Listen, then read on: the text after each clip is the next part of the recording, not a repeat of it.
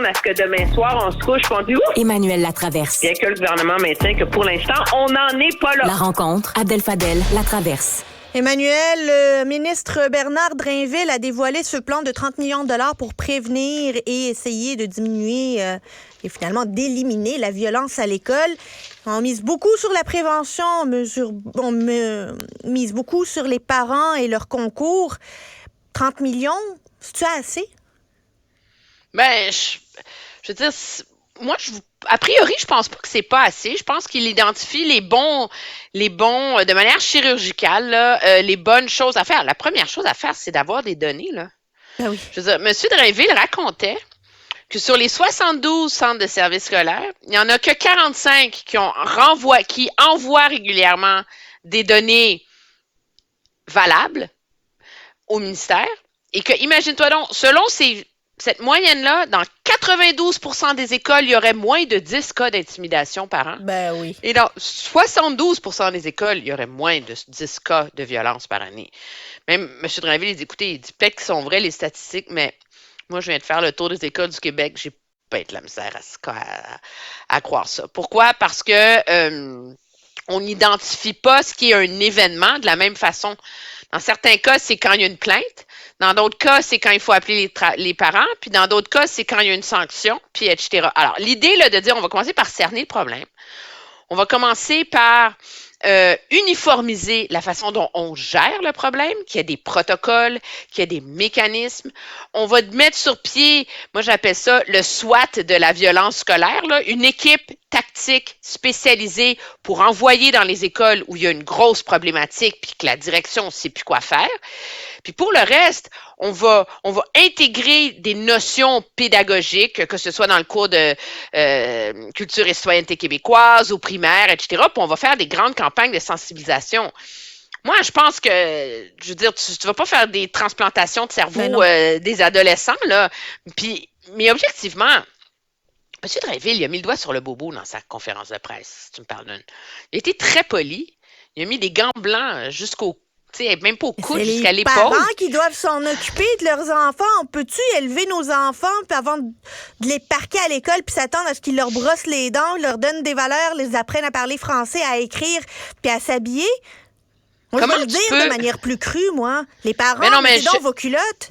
Je suis tellement d'accord. Puis il y a deux niveaux à ça, hein, sur l'enjeu des parents. De un, tu peux pas demander à des enfants d'être polis, de pas faire de l'intimidation, puis de pas faire de la violence, quand il y a encore des parents qui hurlent « Tue-les! » dans les estrades de la partie de hockey, OK? Ce que j'ai déjà entendu, je te le jure. Tu peux pas demander à des enfants de faire preuve de civilité quand les parents agressent des arbitres à la partie de soccer.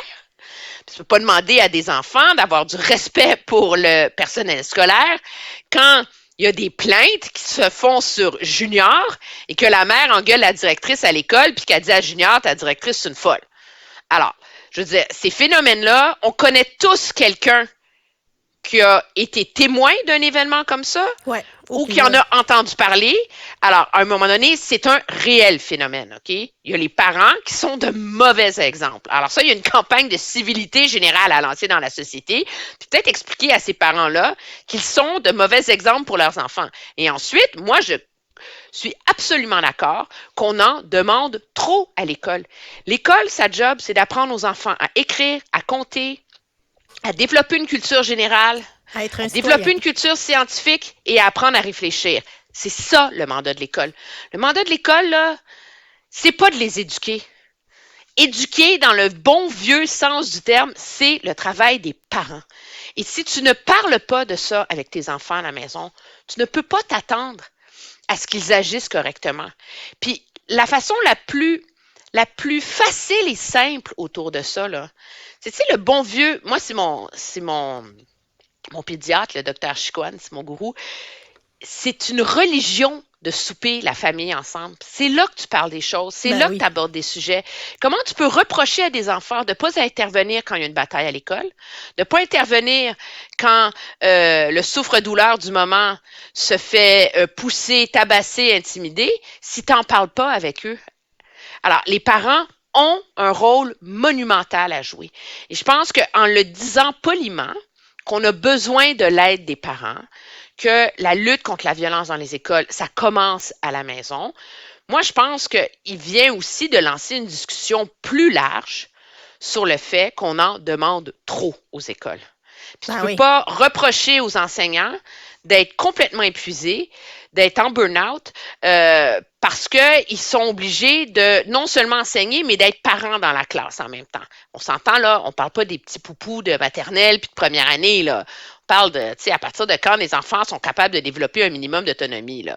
Et ça, moi, j'en suis, je pense que c'est important, puis je pense que c'est une discussion qu'il va falloir élargir au Québec sur le rôle parental dans l'éducation des enfants. Moi, il n'y a rien qui me vient me chercher plus que des parents qui réclament à ce que d'autres fassent leur job. Genre qu'à l'école, on leur apprenne comment brosser des dents. Non! C'est pas à l'école d'apprendre à ton enfant comment brosser des dents. C'est toi qui dois y apprendre. Ça n'a aucune allure, là, l'espèce d'école qui se substitue aux mamans et aux papas, là. Ça vient me chercher.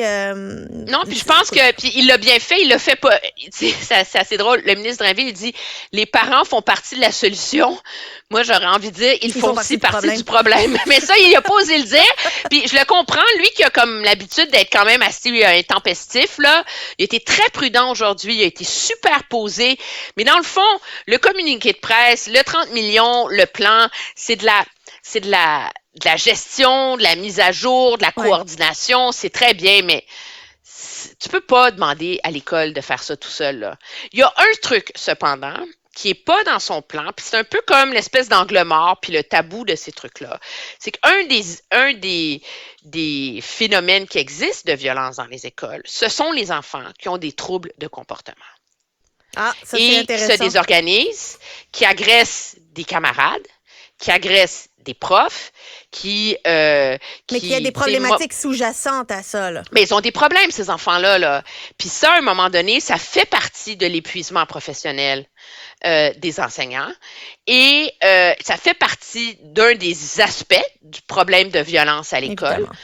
Et ça, à un moment donné, quand les syndicats parlent de composition de la classe, quand ils parlent de ressources, je veux bien qu'on ait la logique au Québec, on intègre dans les écoles tous les enfants dans la mesure du possible, mais on ne peut pas laisser ces enfants-là sans une aide additionnelle spécialisée pour les épauler, parce que de un, ça nuit à toute la classe, ça nuit immensément à la santé mentale des enseignants, puis ça nuit à ces enfants-là.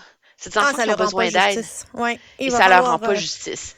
Et ça, je comprends que c'était pas comme l'aspect violence auquel pensait Monsieur Drainville, mais parle à des enseignants, parle au réseau de l'éducation. Ils vont, tu sais, la violence, il y en a trois aspects. Il y a les parents qui sont fous avec la direction de l'école. Il y a les enfants qui se battent, qui font de l'intimidation dans la cour d'école, mais il y a aussi ce phénomène-là, des enfants qui ont des difficultés de comportement, des troubles de comportement et qui ne sont pas assez épaulés, accompagnés pour réussir à les surmonter et réussir à se gérer eux-mêmes. Et ça, il va falloir en parler à un moment donné. Emmanuel, j'aurais voulu te parler de la volte-face de Justin c'est pas compliqué, Trudeau. Je te fais ça en 2 secondes. M. Trudeau défend sa taxe carbone depuis 8 ans. Il est en train de perdre dans les sondages. Pierre Poilievre est en Atlantique en fin de semaine pour faire des rassemblements axes de taxes. On abolit la taxe. Qu'est-ce qu'il a fait, M. Trudeau, hier? Il a annoncé qu'il axe la taxe sur le mazout pour les régions rurales. De l'Atlantique. Parce que c'est de l'Atlantique. Alors, dans les comtés qu'il veut sauver, ce monde-là, ils n'auront pas à payer la taxe, mais c'est pas un désaveu de la taxe. C'est juste que la taxe est pas assez grande pour que les gens s'achètent une thermopompe. Fait qu'on va donner des thermopompes. Alors, de toute façon, ils chauffent au mazout. Fait que tant qu'à y être, tant pis la taxe pour eux, comme revers idéologique, bassement politique, pour sauver des sièges, là. Celle-là, là, je pense que c'est la palme en 2023. Manuel Latraverse, bonne fin de semaine. À lundi. Au revoir.